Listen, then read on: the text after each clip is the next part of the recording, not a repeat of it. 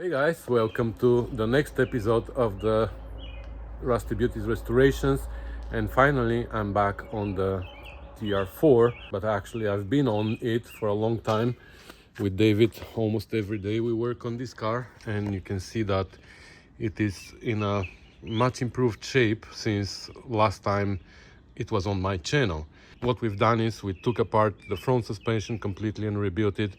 We took apart the rear suspension, took out the whole axle, changed seals on the diff, and the whole bottom of the car is now clean and painted. And I'm assuming that most of you have seen all the videos on David's channel, but if you haven't seen progress since my last video on it, then this means that you haven't subscribed to David's channel, because he has, I don't know, 5 or 6 videos of all that work that I just described and more. So if you haven't seen that yet, you can go to this link and follow the progress on David's channel. You know that we have videos on his channel and my channel. So on my channel today, we're gonna continue with the Overdrive, which, if you remember, wasn't working initially, and we figured that the pressure was low, but then we also figured that the clutch was stuck on it. So we took it apart, we unseized the clutch, and we started putting it together again. And this is where we ended the last episode. We kind of left you on a cliffhanger. You still don't know whether we fixed it or not. So I'm gonna bring you back to that moment where we started assembling it, and then we're gonna continue from where we stand today.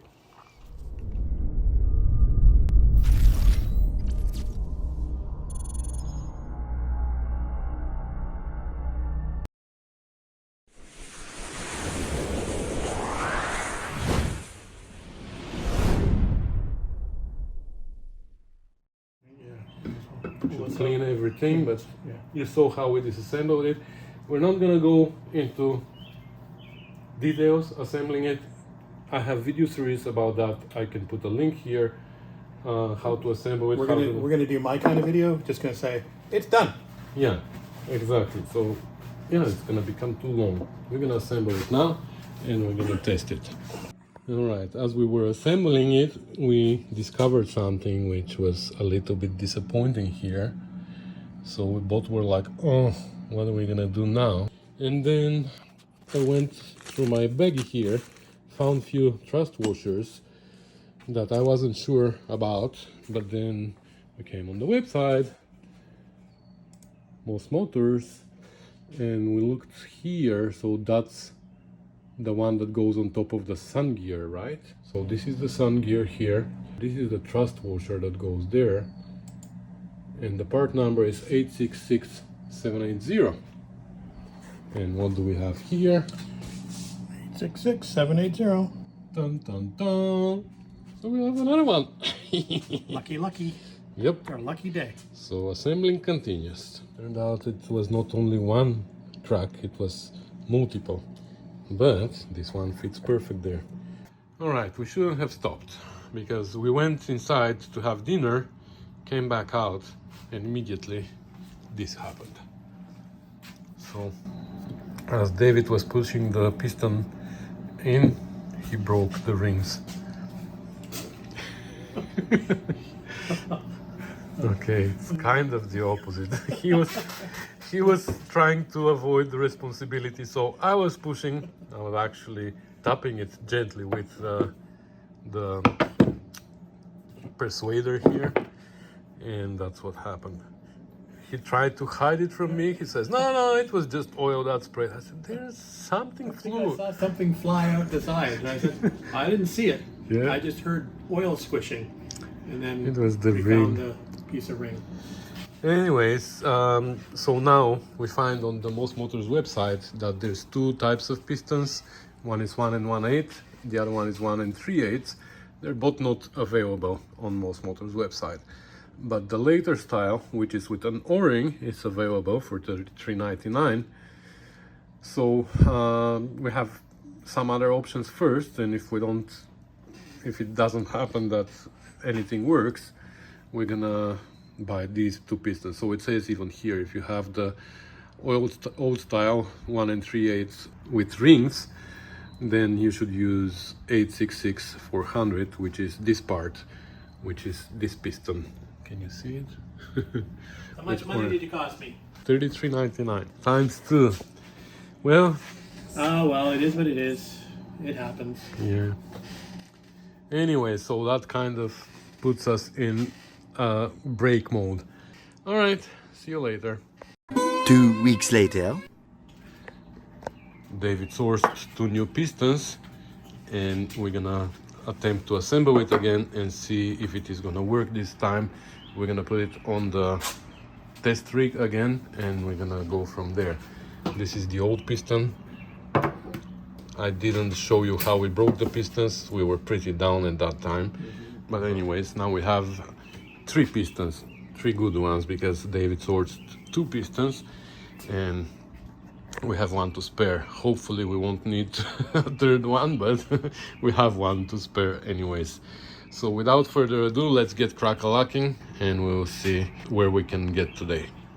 Okay, so just before we get ready to install the operating pistons, just wanted to give a big thank you to John, who's one of our viewers on both of our channels. So John sourced these pistons for us after I put the call out, after I broke the rings on the other one. These earlier pistons with the metal rings are not available to purchase new. So if you're looking to buy these, you're gonna have to pretty much look at the second-hand market. They are replacements, but the newer replacements actually have a O-ring versus the metal ring. So we could have gone that route, but John was able to track us down a couple of the metal ringed pistons. So thanks very much, John. Appreciate it. Thank you, John. All right, so this is how we broke them last time. So now we're gonna be really careful because the bore here is tapered at the top and it's supposed to push the rings together. But last time we had to tap them down, and that's when we broke one of the rings, or 2, I don't know how many we broke. So this time I'm just gonna try to squeeze them with my finger so we don't break them.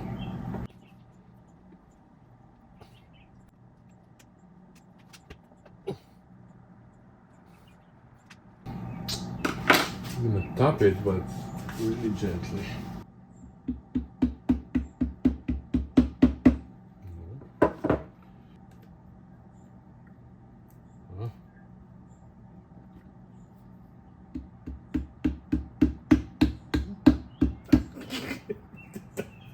You broke my hammer with your finger. Okay. This one is in successfully. Still have 10 of them? I lost one the other day. Oh.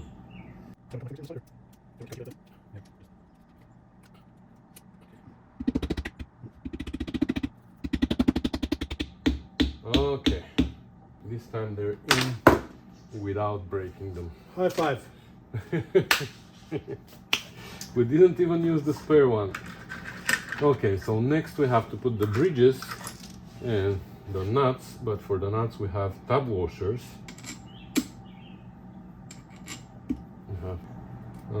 These are not, you can't find them anymore. At least they're not available in the main suppliers. But somebody sent me an email before, and actually they sent me some spares, but I don't know where I put them, to be honest. Now if you wanna buy this, they just give you nylock nuts for here.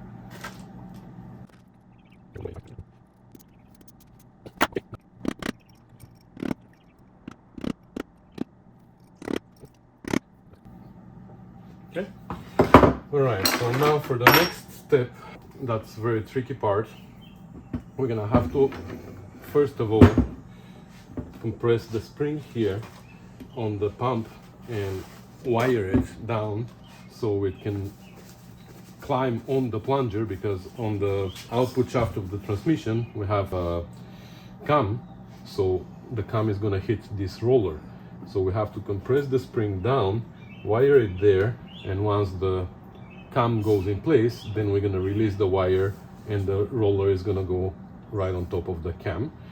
So that's one thing, and the other thing is we need to align everything inside, the carrier, the sun gear, the annulus, and all that stuff needs to be perfectly aligned in order for the splines of the input shaft or the output shaft to go on. So for that I have a homemade tool. We're gonna pull it out soon, but first let's wire the plunger. Alright, so we removed the filter from here, and there's a hole right there that you can fit the wire through, and there's a big gallery here on this side. I don't know if you can see, but the wire can go through, and it goes under the roller on the plunger, and we put a wrench here, so I'm hoping now that by just turning it we can pull the pump up the plunger.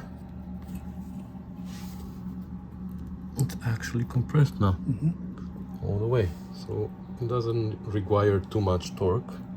Now with this we're gonna leave it for now, and later when we are done we can cut this wire one end and pull the other, and it's gonna come off. Alright, so with the plunger tightened there, now we can align the splines, and for that I made this tool many years ago. I literally cut the end of a broom, and I made splines here that should match the sun gear, and then it goes inside this handle and it goes in and aligns everything. But in the meantime I found this one too, which somebody gave me. They made it specifically for an A-type, and it is virtually the same tool with the same end here, but it has only one spline, but it's metal, so I'm hoping it's better than mine. So that's what we're gonna use. I'm actually gonna put some assembly lube on it so it goes in nicely.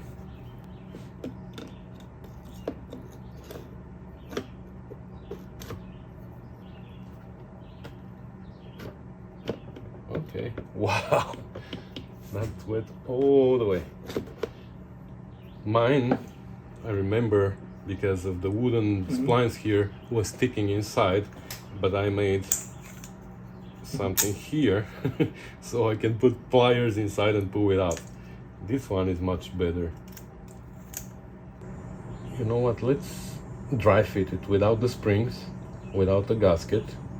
Let's just dry fit it and see if it goes all the way in. We can actually put the transmission upside down and drop it down. Okay. Alright, we pulled the transmission up too, and now this is the cam that I was talking about that drives the oil pump, so we're gonna put it in the opposite direction just to help also with fitting the roller. So the pump is on the flat side, so we're gonna put it on this side. Why can't I turn it? Reverse gear. Okay, so the pump is at the bottom, that's why we put the cam at the top.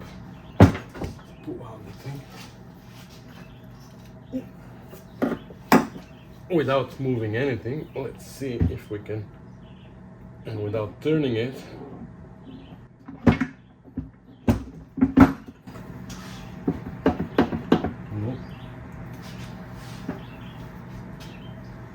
This is the very tricky part. You see now, it is not all the way in.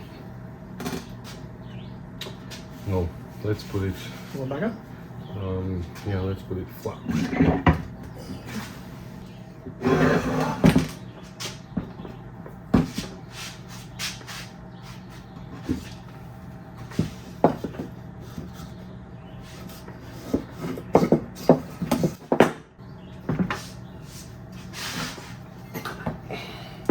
Have to align it again. The problem is we have to align the splines too, so to align the splines we need to turn the unit left and right, and that's it. That's gonna move it.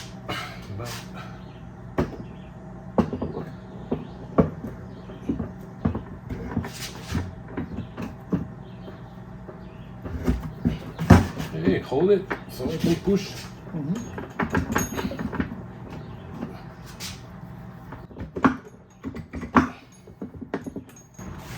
Now for the last part, I have to turn it a little.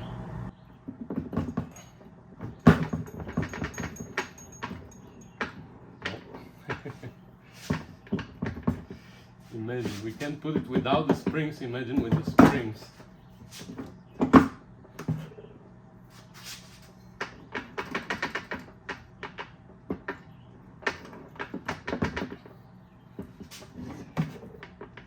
So this is the nightmare of this job.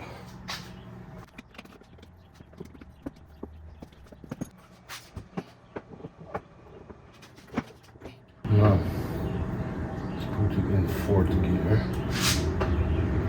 Can you turn it from there? Yep.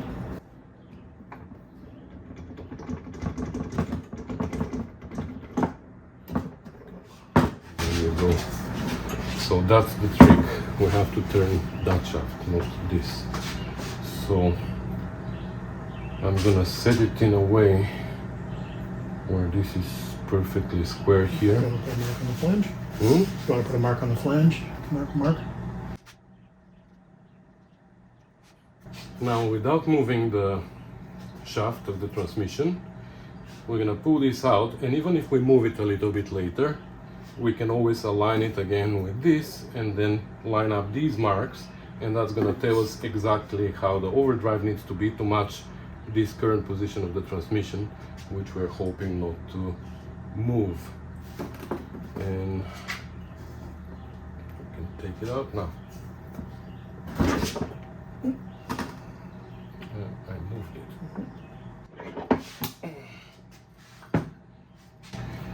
Okay, now we need to replace this gasket here. And okay, we're gonna clean the gasket and we're gonna come back. All right, what we've done now is we put the gasket, let's put it down again. We cleaned up the old gasket, we put the new one with Permatex Forma gasket on both sides of the gasket and on the surface there. We also put Forma gasket here on this surface, and now the next step is we have to put the 8 springs here on these rods, and there are 2 types of springs, longer and shorter, and the longer are with thicker wire, the shorter ones are with thinner wire. The thin ones and shorter go on the inside, the long ones and thicker go on the outside. It looks like it's shorter, but they go different depth inside. So in general, if you look at that, the thicker one is long, so that's how they go. But before we actually assemble it, try to assemble it permanently, I think we're gonna do one more test fit. So the idea is that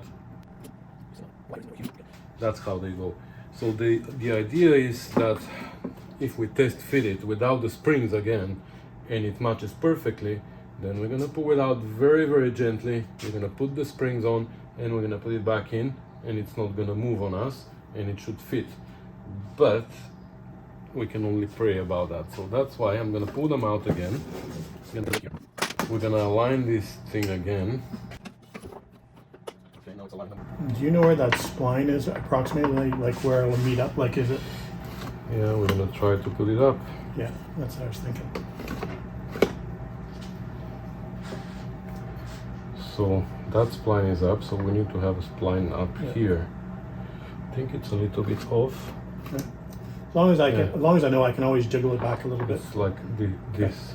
and that way I know at least I'll just go a fraction of an inch either way.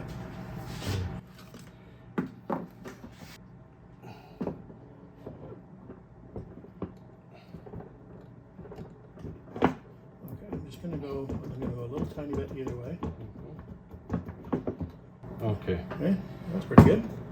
Okay, so with enough practice, we should be good.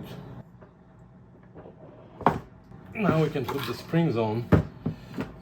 The other problem with the spring is they also need to match some little bosses here on this side. Let me show you. So they need to match this as well, these 8 bosses. So it is so tricky, it is incredible. But It worked for me in the past multiple times, so it should work again.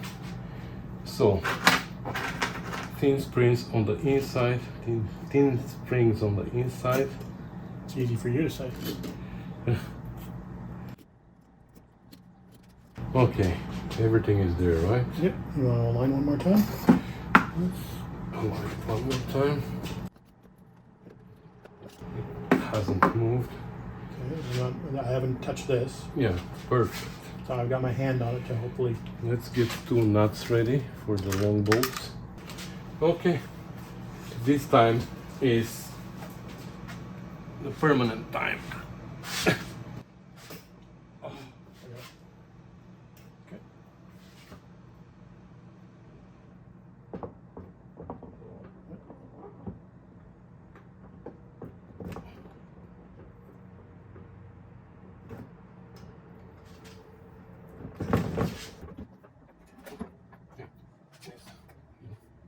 Start with the nuts now.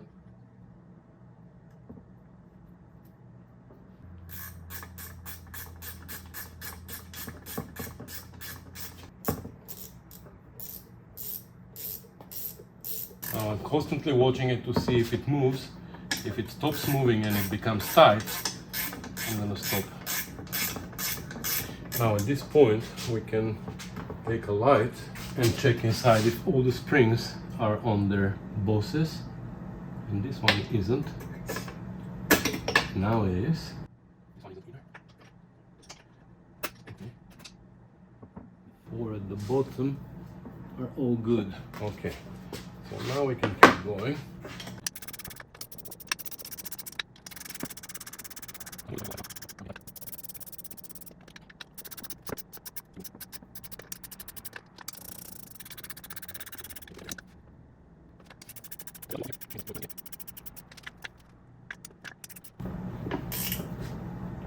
Okay, so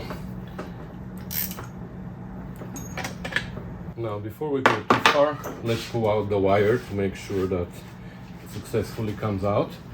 Let's stand it. Yep.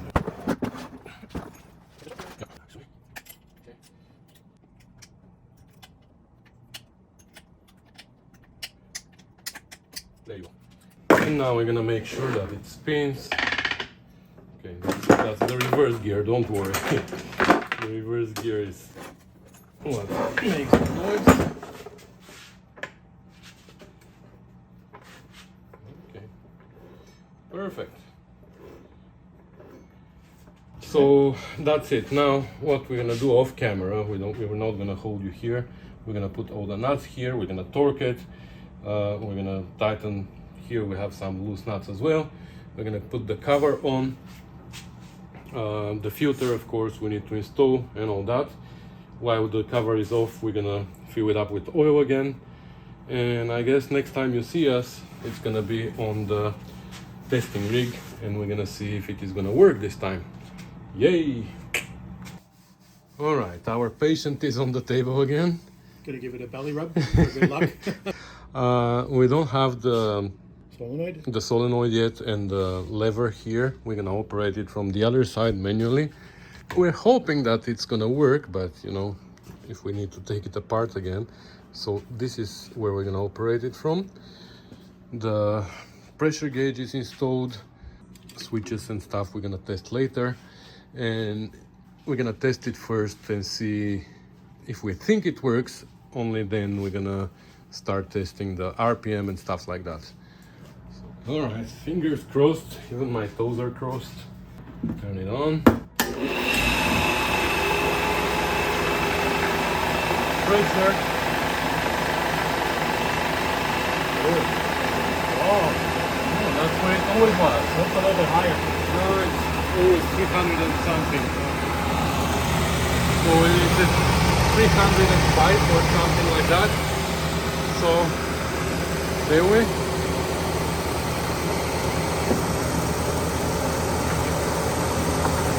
Yes. That's exactly what we wanted to see. Drop and then drive again. Yeah. And we can hear the sound changing. Now your opinion? Yeah, we're gonna check it. Let's do it one more time.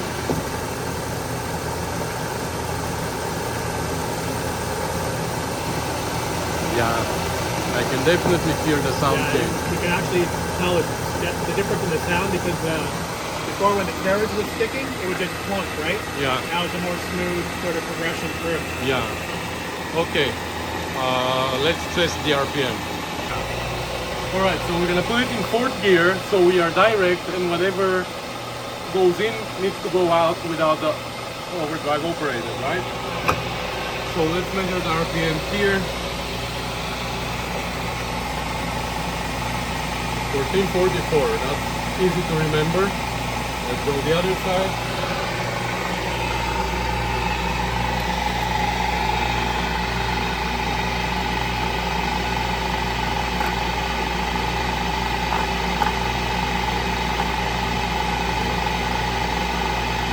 So we are there. Let me see now if I can operate it. Come on.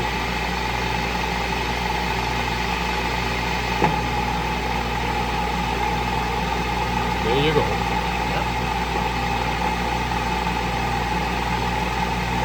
Dropped by 250, 240, 250, which is like 30%. Like, so it is. Yeah, 25 is the ratio. What is the ratio? 22, I think, normally. Yeah. ratio. And now it builds up again. There you go. Fixed. So fixed. Yay!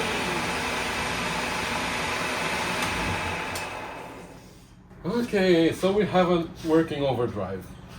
So now we only have to install the solenoid, the lever. You need to adjust the lever. Let's drop the pressure so we can remove the gauge. So even with 300 and what is this, like 310, 320, yeah, 320 psi, it still works. That's it. We're gonna install the solenoid, and we're gonna show you also the procedure here, how to align the lever on the other side. And we also need to move all the stuff over from the TR4 transmission to this one. Yeah. Bushings. The whole front and for the Cross shaft. All right, so the solenoid is installed and the lever is here, but it's loose, as you can see. And now the procedure to align it properly, to adjust it, is here with a drill bit that goes into this hole on the casting. So the lever needs to be blocked. This drill bit is a little bit smaller than what we want. It needs to be 3/16, but it still works pretty well, I guess. I'm gonna hold it like that. And now we need to operate the solenoid with the lever blocked. Okay. Ground? Yeah, somewhere on the ground. So, okay, this is still blocked on this side. And now, what we have to do, as the solenoid is operated, you can still see that the lever moves a little bit, so we need to push it down against the head. They call this the head of the plunger, and this is how we have to tighten it now. That's to avoid all the backlash.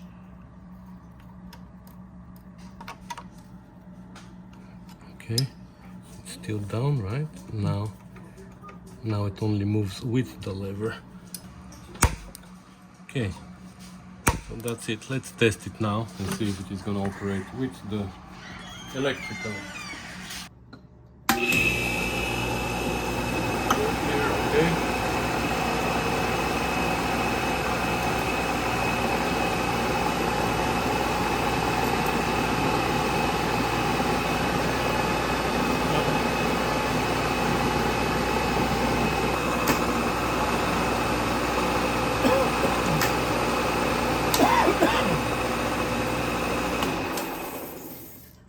Okay, so what happened is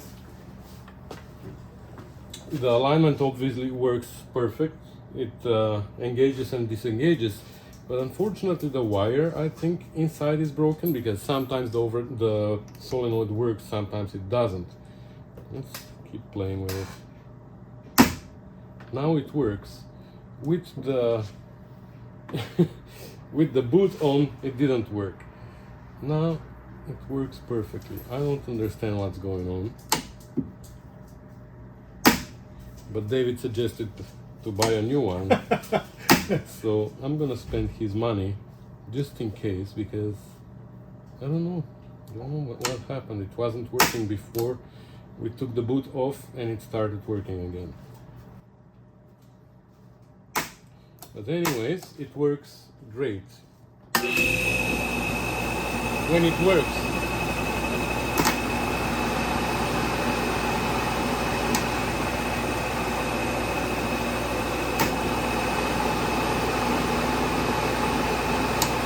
When it works great. When it doesn't work at all. Alright, we just tested the switches with my improvised test light here, and they all work, so that's second. Well, put first just in case. So we don't have light in first, but we have a light in second. Then we move to the other switch, which is for third and fourth gears. In neutral there's nothing. That's third and fourth. Perfect. And then for some reason this is TR3 transmission, but it has reverse switch and it works, and we have a reverse light on the car, so that comes handy. So in this case the overdrive and transmission part is fine.